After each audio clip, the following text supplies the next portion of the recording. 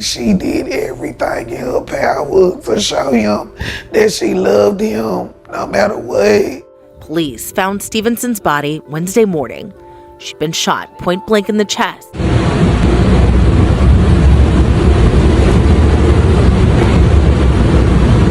Man, that's bullshit.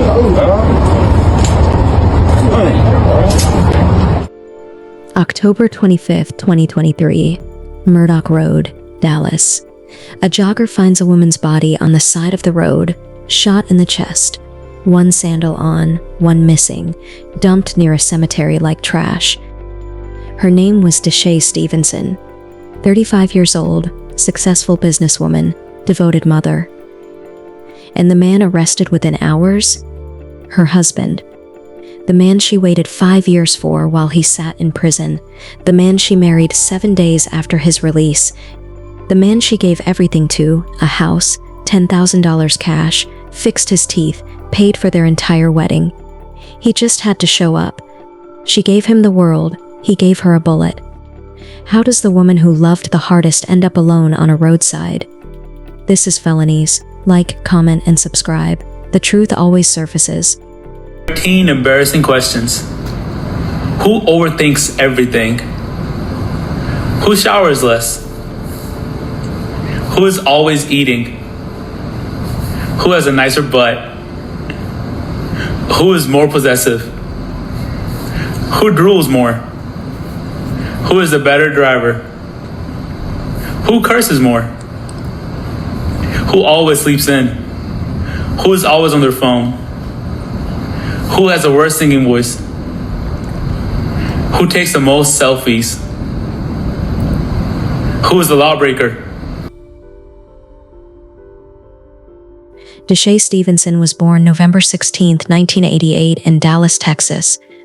By her 30s, she owned her own boutique, Shea money purses and more. She sold handbags, accessories, and clothing. She wore her own pieces, posted them on social media, and turned her style into her business. In 2021, she completed a tax course and became a tax professional with unlimited taxes and more. She offered same-day loans, financial statements, business credit, and audit protection. Dishaye had a daughter named Maya. She spoiled her and bought her a car for her 17th birthday. Dishaye also took care of her mother, who had suffered a stroke and was partially paralyzed. She was her mother's primary caregiver. Her family described her as the life of the party, always loving on people, always making sure everyone around her felt taken care of.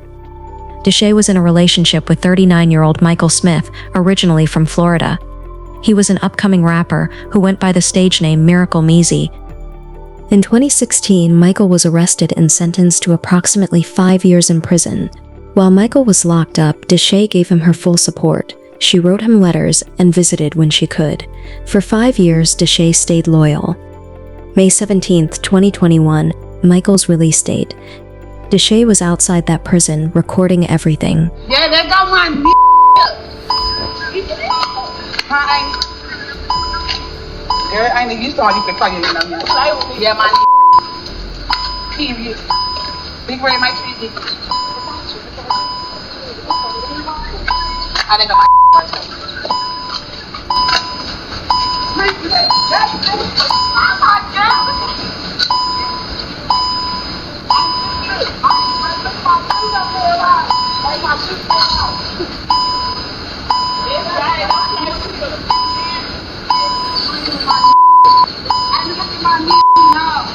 this what they been waiting on, ain't it? Ain't no so heavy, I ain't even crying and everything. This is my ain't even made even no crime. But you get in the front, you drive, you round.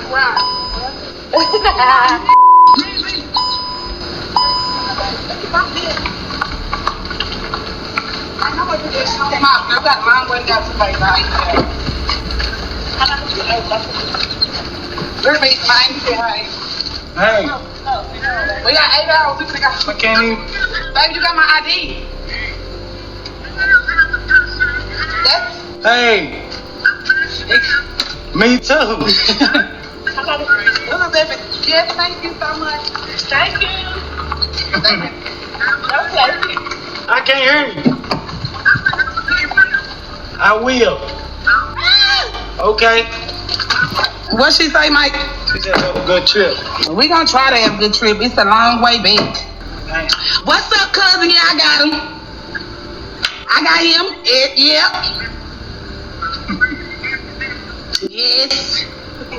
I'm finna fly back home. Not right here. Cause my finna eat steaks and shit. You gonna have to pull up today. It's a whole bunch of drunk shit going on at the house. I'm finna take them to see his mama first stop when I get to Dallas. Huh? You drive on like a drone. Right. Huh, cousin? She just thought she never got something hot. Yeah. You know nigga finna be in that bag and he ain't in nothing else. Cause he ain't worrying about nothing. He learned his lesson. He good now. Yes. I got my face, my makeup done and stuff. Just to go pick him up.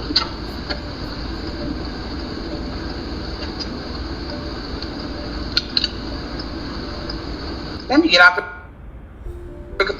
I pick it out live because I don't know if he fantasized about my beauty with my makeup or he just want me to get out live, y'all. But I'm figuring to get up out live. Yeah, I had to go live. I had to go live for you. We had a nice room and everything. Within 7 days, they got married at the courthouse. What's his name? What's his name? What's his name? I pledge my life, that Shea unto you. That Shea unto you. In the name of the God Father, of the God Father, and the Son Jesus Christ, and the Son Jesus the power of the Holy Ghost. The power of the Holy Ghost. Hallelujah.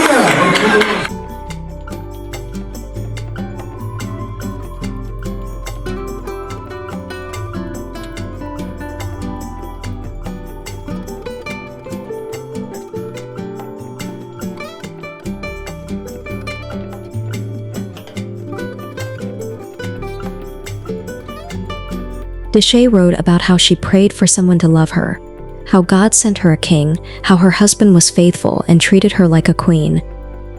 Over the next months, Dishaye continued to show up for Michael in every way she could. On June 19, 2022, Dishaye posted about Michael and how he'd been there for Maya even before they officially became a family. Michael was stepping into the role of father figure in Maya's life. Dishaye posted, "My problem is I love too hard." A few months later, Dishaye bought a house and made sure Michael was part of that move. Yes, I got my baby at the hood. We're not in the hood. We're really living like that. We're not in the hood.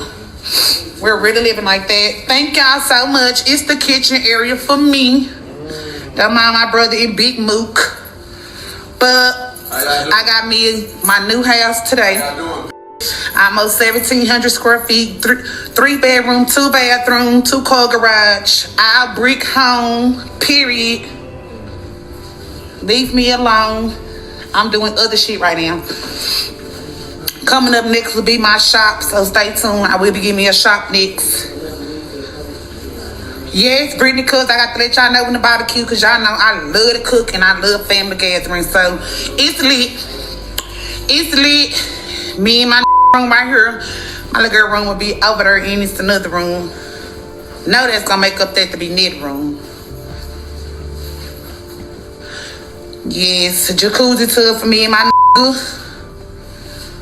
Period. His and her sink. Period. Y'all just don't know how happy I am right now. Like, oh my God. Like, y'all, this shit can't be real. Like, open that up, Big Mook. Cause you know we lighting the fireplace. Yes.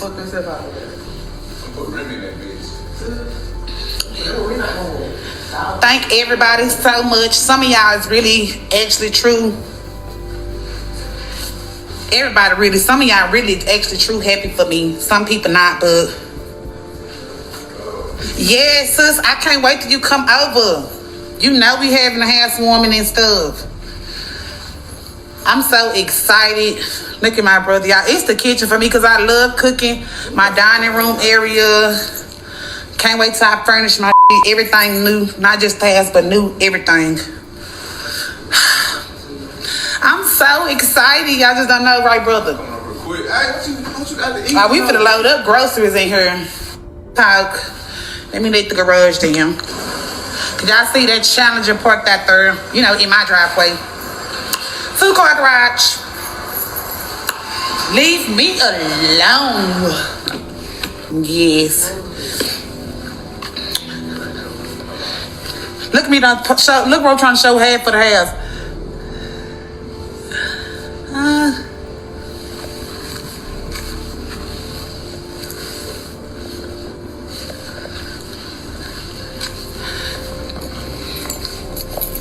You already know, sis. Room on deck. Stop playing. Stop playing, you know, on deck, sis. I'm really living like that. On his birthday, she celebrated him with a post, screaming happy birthday to my husband Mezzi. I don't know what I did so great to end up with such a handsome gift from God like you. I love you like I never ever loved somebody. I've experienced things that I never even imagined life would bring me, and every day I look forward to forever. No relationship is perfect, but you are perfect to me and for me. Your love makes me want to love you better. Your thought process elevates my thinking. You are my everything. Thank you for making me your wife. I truly am the luckiest woman in the world. Happy birthday, my love. Then she took him to Jamaica for his birthday. Yes. Let me see, baby. Ooh, look at my. Look at my. Yeah. So I want to give you 10 in cash. I don't know what you're gonna do. You can do whatever you want to. 10,000. I don't know. Here, baby. And I got it in there too. The rest of it in there, baby. You're welcome, baby. You're welcome, baby. She also paid for him to get his teeth fixed as another birthday gift. She posted about how Michael had seen her at her worst, without makeup, crying, with frizzy hair, her stretch marks, her flaws. She said he saw her worst attitude, but he still stayed with her and loved her as much as he could. On social media, Michael wrote, "Babe, I know I'm taking you through some things, but you remain to stick to me like Gorilla Glue, and I appreciate you for that and love you even more. Even though things get muddy, our future is promised, so keep overlooking the obstacles and focus on our true love." On September 6th, 2022, Michael posted about his anger. "It's a lot of things in this world that I don't understand, and I'm not wasting any of my energy trying to comprehend it. I don't have the luxury of time to allow anyone to stress me out. My intake of anger may cause me to have an unwanted outburst, and trust me, I don't know what I said afterwards. Frankly, I don't care." This was 5 days before their wedding celebration. September 11th, 2022, Dishaye and Michael had their official wedding celebration. They'd already been legally married since May 2021. Dishaye planned and paid for everything: the venue, the food, the decorations, the flowers, his ring, her ring. Michael just had to show up. The day after the wedding, Dishaye posted, "I'm still speechless about my beautiful wedding yesterday. I already married the love of my life back in May 2021. I really prayed and cried out to God to send me somebody to love me for me. God sent me a king. My husband is so faithful to me. He's not running around making me look stupid. My husband is one of a kind. Good, bad, happy, or sad.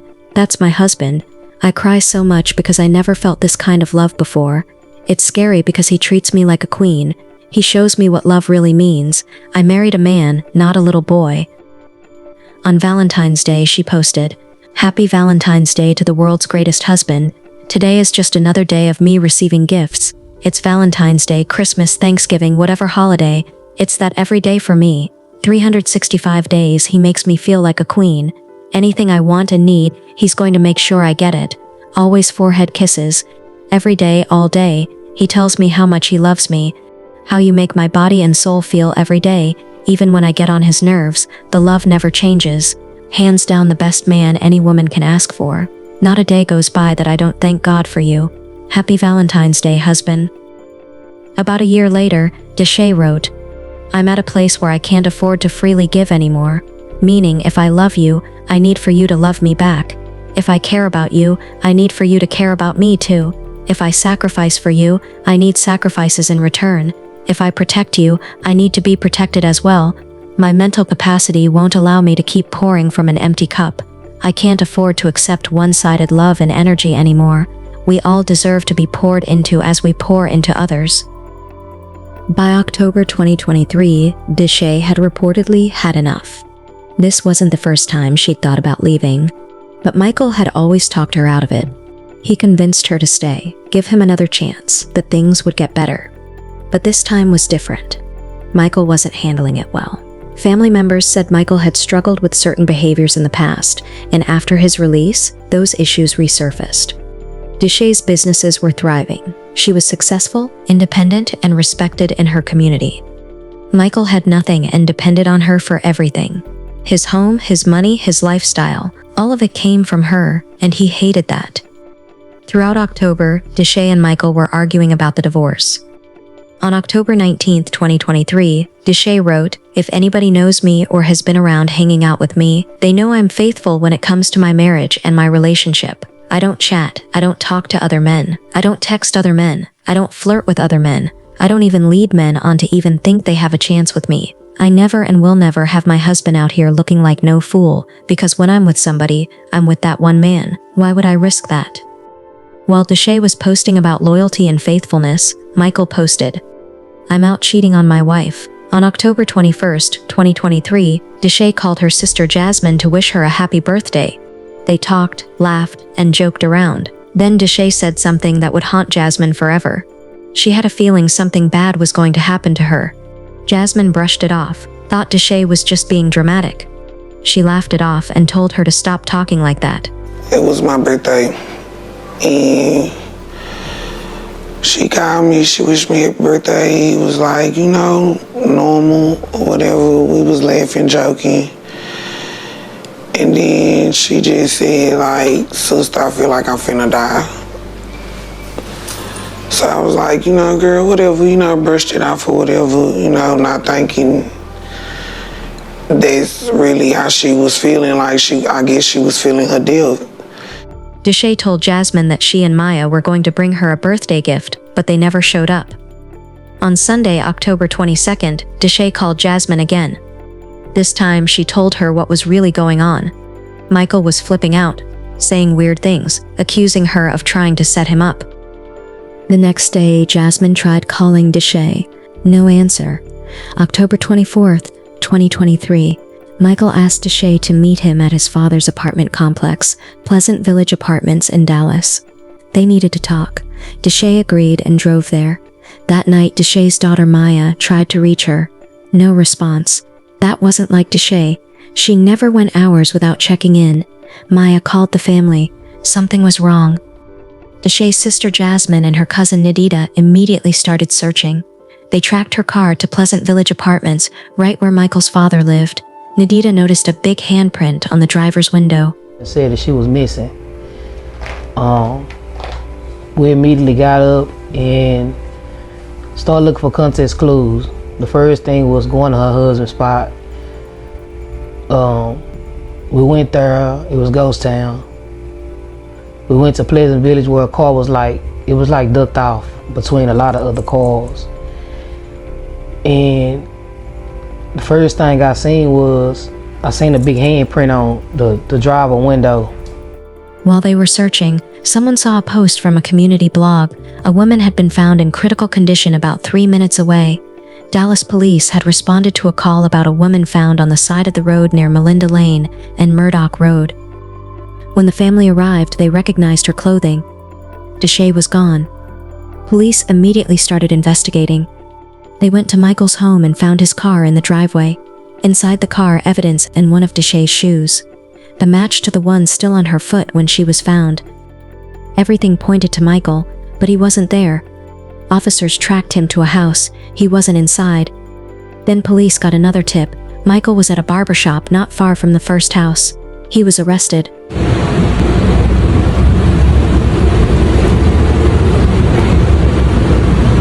Man,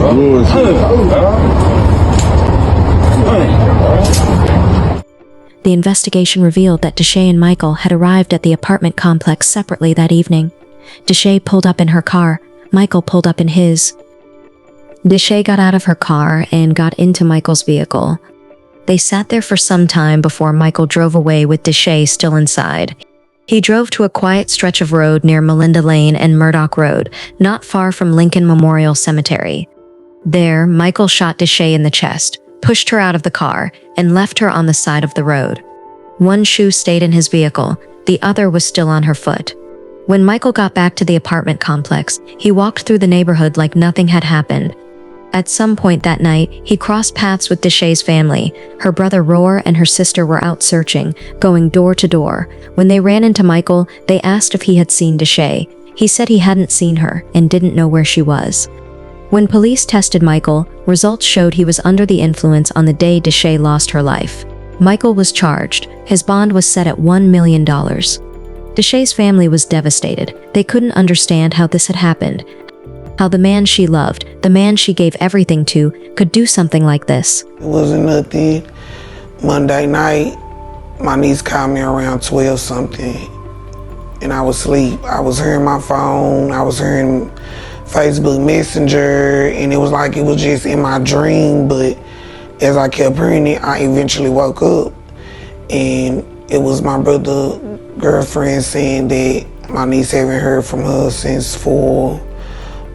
She was stranded at my auntie's house, and I'm like, what, I don't know, I just was like, that's not her, you know what I'm saying? Like, she never leave my niece, no matter what. She never leave my mama, no matter what. So my brother and his girlfriend came, and we just started searching from 12 all the way up until, we had found her that morning. Her car was ditched in Pleasant Village. The way the car was set up, the way it was hid, I just felt it in my bones, like she was gone, but I just didn't want to see it. It was too many red flags. We asked him, he just showing off a gun, telling my brother he don't know, and knowing that he had already killed my sister. It's just unbelievable. So there were red flags? It was a lot of red flags. What did she say about the red flags? About getting out or trying to leave? No, she was just, she always wanted that happy life. She was saying divorce, but he always come back and make her feel better, so it was just, she just loved him. That's it. Like, she always wanted it to work. She was going through stuff, but who don't, But we won't know, like, how deep it was or what all she was going through, because she was very secretive. She just gonna tell you what she wants you to know, because, a lot of people go back and talk and, stuff like that. So she wasn't giving her all or telling everything. Like, my niece probably know more than anybody, because they was best friends, they was just always them. So she would talk to my niece, and they'll be talking all times of the night about how he treating them, and but it never got back to us. We just got what she wanted to tell us. Yeah. After they found her, what happened? What was the next progression? After they found her, I lost my mind, so I really don't know what was next. I just wanted my mama, that's it. When they found her, did you guys have an idea of who did it already? I mean, she stay in Felonies, so she only feel comfortable being in that area with him. So pretty much we knew, because he wasn't trying to help us find her. He wasn't showing no remorse or anything. So what kind of mean if you telling him that his wife is missing, and my niece had been calling him, he never not answer the phone for her, so she could tell him come and get me, I'm stuck, or I'm at my auntie's house, or whatever it is. It was that wasn't him. I done been around him. He never gave me them kind of signs that he would do that to my sister. He never did. So it kind of caught you off guard, caught you by surprise. It really, really did. What would you say to him? Wow.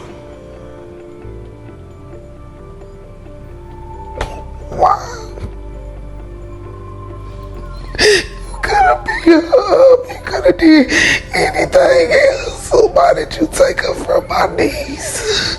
Like, I don't understand. I would respect him more if he tell me why. She did everything. My sister did everything for him. It was nothing he couldn't ask her for. She did everything. She did everything in her power to show him that she loved him no matter what.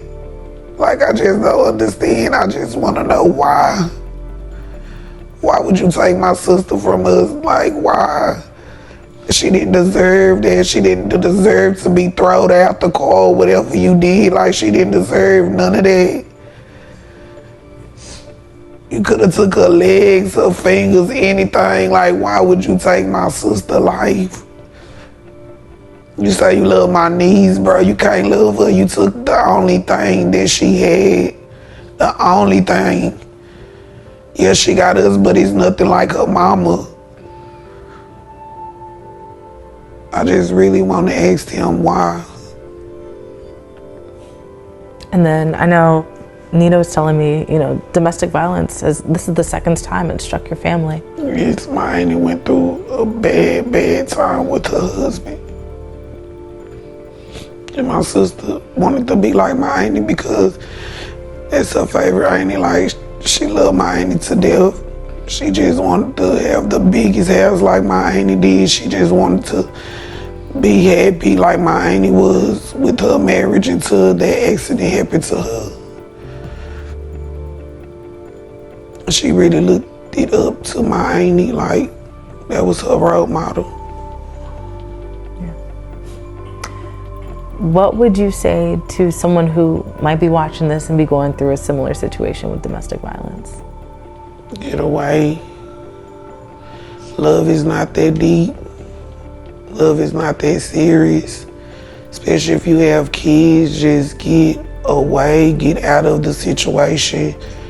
I don't wish this on nobody. Nobody. Even the situation my auntie went through, I don't wish that on nobody, getting none of their body taken away from them, nothing. I just get away. So how long did it take police to find her husband? The thing about it is we called the laws that night and they just kept saying it was nothing they can do. They knocked on the door, they did the flashlight, they was just saying it was nothing they can do. Like, I don't know, they wasn't giving no help at all. They was like yelling at us, get in the car, like it was just, they was being rude. And then the whole time, you know what I'm saying, it was really something wrong. So I really don't too much fun to care about the police. What about his arrest? So there was a SWAT situation, correct? Yes. Can you tell me about that? It was just, they came out, and broke into the house or whatever, but he wasn't there. So someone seen him, coming from a gas station running across the street to a barber shop, and they made the call, and the police went up there to arrest him. And that's where they ended up arresting him? Yes, at the barber shop. And then there's a video of him leaving a hospital. Do you know anything about that? They said that he was so full of PCP that they had to take him to the hospital. Now he's in jail. What do you hope happens next? To him? You need a life sentence. I hope my sister and him to make him kill himself in there. Like, going to jail, that's easy. I want his family to feel how we feel. I don't wish him going to jail that's exciting to me, no. Like, he don't deserve to live. Because you came in, it's like you probably had this plan, like, I don't know. I just feel like no drugs should take over nobody's mind.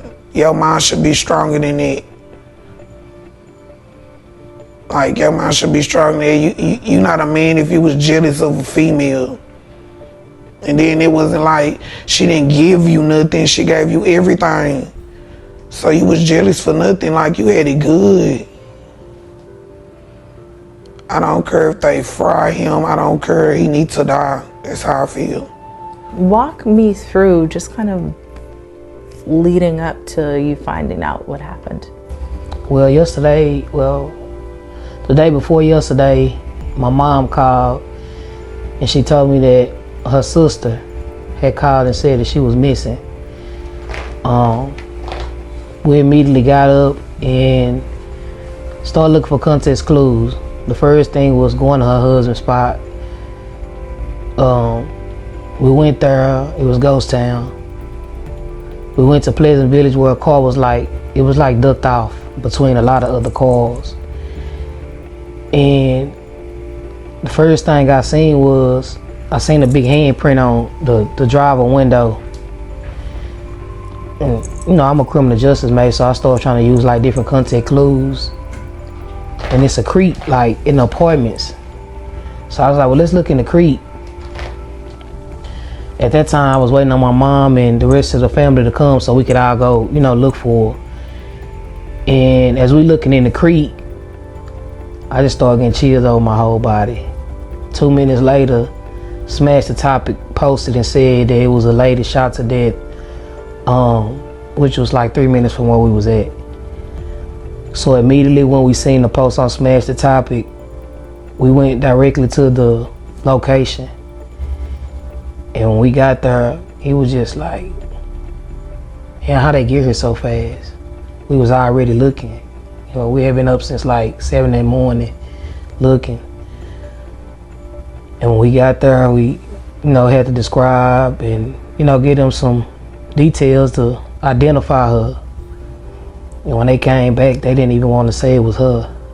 It was just the nod in the head, and it just went from there. Everybody just broke down.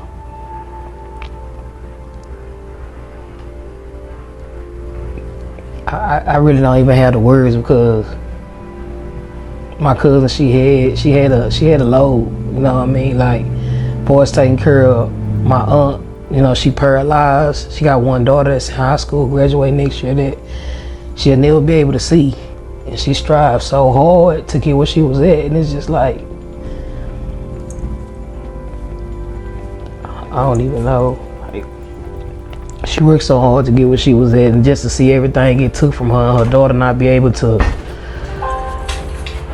you know, carry on, it's hard. Hello. Okay. Are you ready today? What I need? I'm good. But it's gonna be a hard pill to swallow. Very hard pill to swallow. For just missing her energy, her vibe, like, you know, her taking care of her mama, like us having to go give her mom and her daughter the news after all day, 4-hour standoff, or looking for her, trying to find context clues, not knowing how to tell them, like, this it's hard.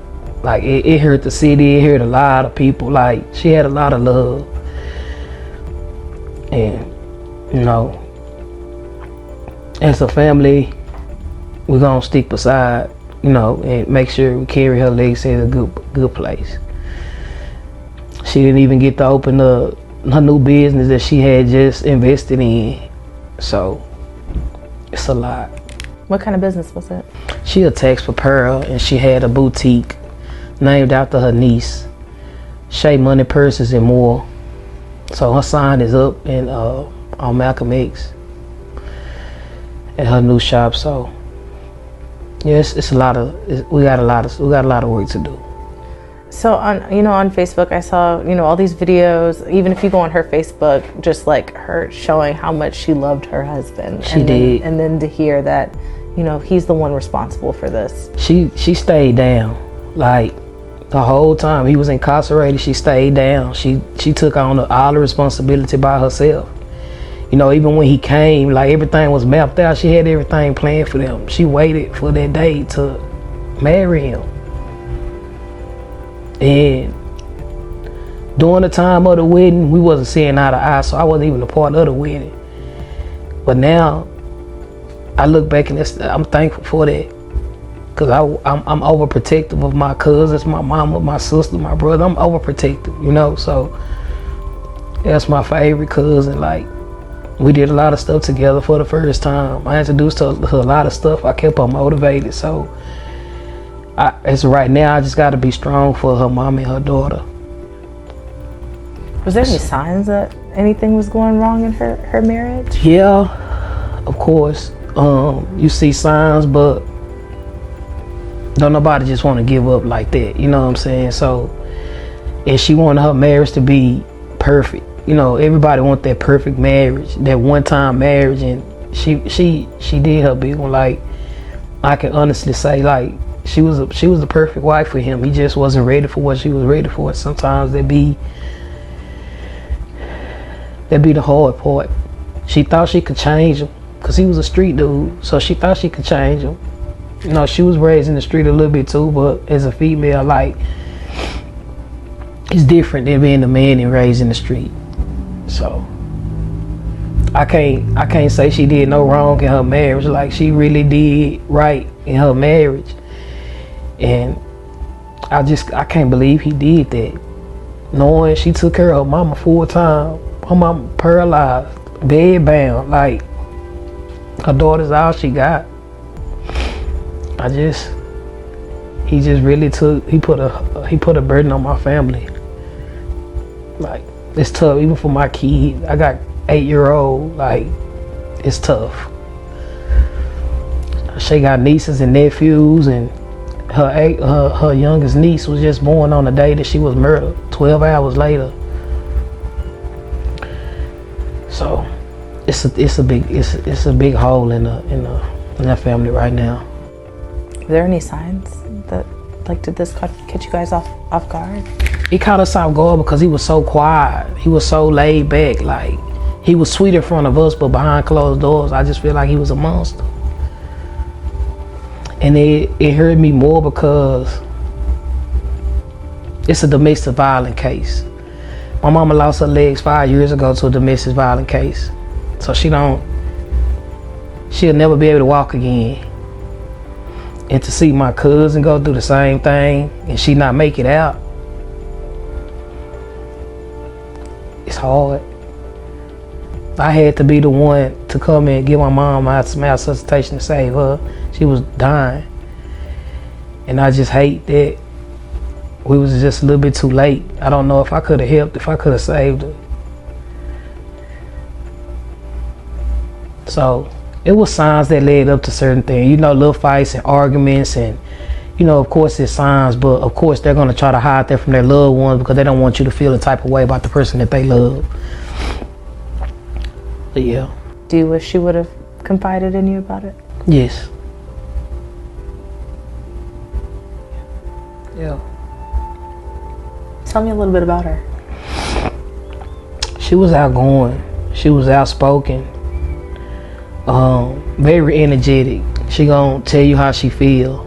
You know what I'm saying? She not gonna keep no secrets from you. If she feel the type of way, she gonna tell you.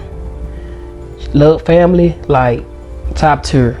Family oriented. Like, it's all about her family. It's all about her husband. It's this type of person she was. That's why she had so much love. Cause when Dishaye came, like, you felt her energy in the room. She made an impact everywhere she went. Everybody knew her.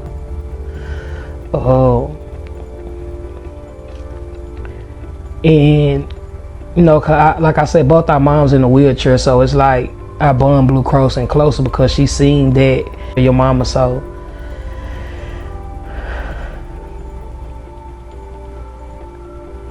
She held a lot of stuff down, and she definitely left a lot of work for us to do and for us to, you know, clean up.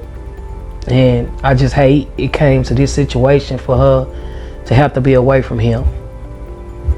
I had conversations with her, another incident that happened in their relationship, and she told me, cousin, I'm gonna try to do whatever I can do to save my marriage. I love you enough to understand that, and I want you to be happy. You know, I can't make you happy, I make you happy, but if he hurt you, I'm gonna hurt him. That was always what I tell her. And again, like, I don't know if it was anything that I could have did to help her in that situation. And like I said, we were so close when they found the body. Where they found the body at, we were so close. It's like, damn, like if I'd have got there a couple minutes early, even if she was suffering, I wish I, But you can't make a person leave somebody that they love. No matter what you say, no matter what you do. When a person loves somebody they love them, you gotta let them, leave when they ready. And I just hate that it's too late. Yeah. It seems like she's gonna leave a big void in your life, your family's life.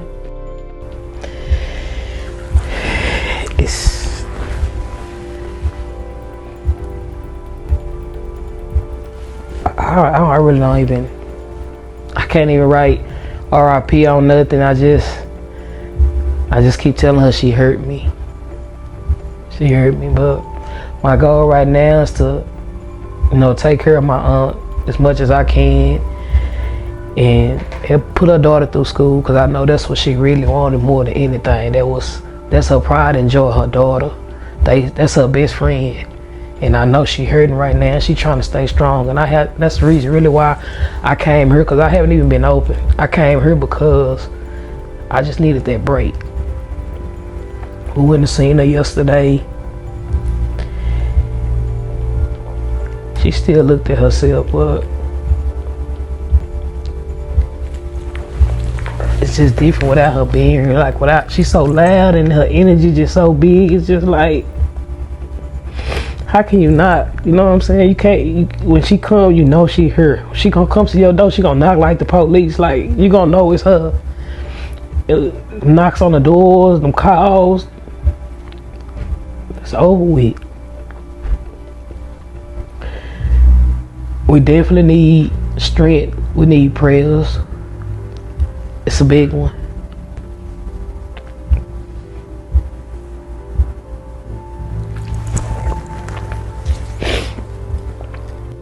For all this to happen at the hands of someone she was, in love with. Yeah. And then when you walk through her house, man, from the front door to the back room, to the bathroom, to the closet, it's nothing but pictures, and she happy. So it's like, how can you tell somebody not to be with somewhere where they happy? She was happy. Like, my cousin was happy. Like, I never seen her this happy. Never. And we like this.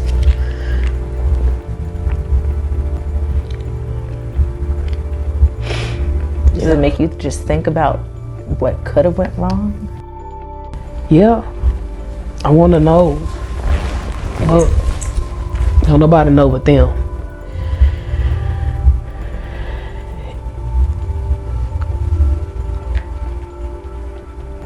I just heard so much from my aunt and her daughter.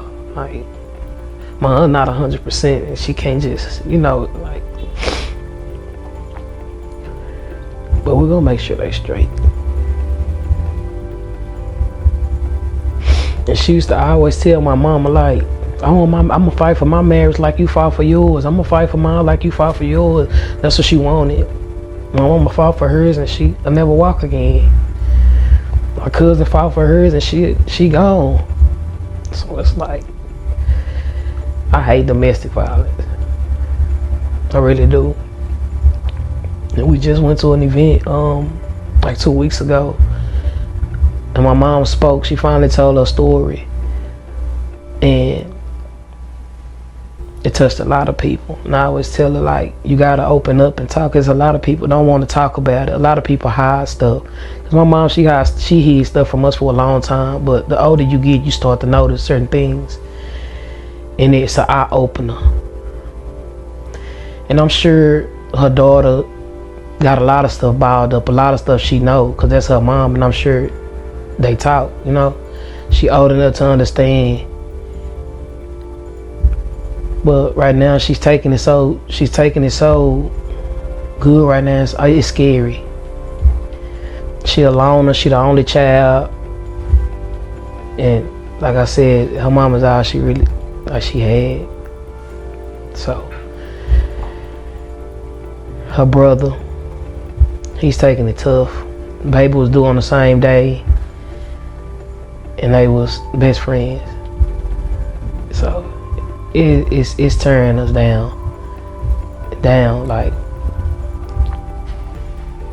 it's tough. Michael was arrested at the barbershop, but before that, there was a SWAT situation. They came out and broke into the house, but he wasn't there. Someone saw him coming from a gas station, running across the street to a barbershop, and they made the call. The police went up there to arrest him. That's where they ended up arresting him, at the barbershop. Police also took Michael to a hospital because he was so full of PCP. 2 days after the incident, Dishaye's brother Rower posted a tribute on social media alongside a video from Dishaye's wedding. As I watched this video a million times, I just cannot stomach this pain. This was the one right here. Nothing else left in the tank. My big sister, my baby, the one who acted as if she was my mama, my wife, my best friend, my partner. Never in a million years I'd think I'll lose you. He didn't want to see you win, sister. He brought you all the way down to your lowest. You did everything right as a wife. You were that perfect one, but just not for him. Those long conversations we had days at a time about this dude. I know, but you'd do anything for your husband. You did not deserve this. This man looked me in my eyes and lied to my face, knowing my sister was already gone. I knew something wasn't right. That day just keeps replaying in my head over and over. You pass and your niece is born not even 12 hours later. My baby's birthday is the same as my sister's passing. I'll never be able to enjoy this. God may be telling me something I just don't know. Send one up for me. Mainly strength. It's only right I give my daughter part of your name. Dishaye's brother was welcoming his daughter into the world on the same day he lost his sister. A life beginning and a life ending all in the same moment. The family held a balloon release for Dishaye on October 31, 2023 at Exline Park in Dallas. On November 4, 2023, the family held Dishaye's homegoing service at Cornerstone Church on MLK Boulevard in Dallas. 1 year later, on October 25, 2024, the family held another balloon release at the site where she was laid to rest. The man who walked out of prison in May 2021 with Dishaye right by his side, welcoming him and giving him everything, went back to prison. Michael was convicted and sentenced to 55 years in prison. The family has been actively involved in speaking about Dishaye's case and encouraging people not to ignore the warning signs before it's too late. I hope these stories help you recognize warning signs and encourage you to seek help or offer support before it's too late. Rest in peace, Dishaye Stevenson. I'll see you in the next episode of Felonies.